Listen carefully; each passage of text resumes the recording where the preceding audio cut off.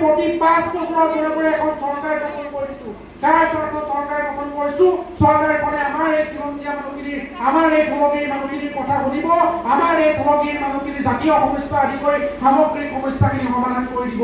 কিন্তু আটাইতকৈ দুখ আৰু পৰিতাপৰ বিষয় এইটোৱেই যে সেই চৰকাৰখনে আচলতে অসমখনক 5 বছৰলৈ নিজৰ পৈতৃক সম্পত্তি বুলি ভাবি লয় আৰু সেইবাবে চাগে অসমৰ মাটি অৰুণাচলক গতাই দিয়ে, হস্তান্তৰ কৰে আৰু তাৰ চৰম ভগনীয়া হিচাপে থাকিবলগীয়া হয় অসমত বসবাস কৰা আমি খিলঞ্জীয়া অসমীয়াই। কিন্তু আমিও আজি এই বাতৰি পথাৰ বজাৰ গৃহৰ পৰা চৰকাৰখনক হুংকাৰ দিব বিচাৰিছোঁ যে আমিও হাতত খাৰু পিন্ধি থকা নাই, টেক্স দিম কিন্তু মাটি নিদিওঁ।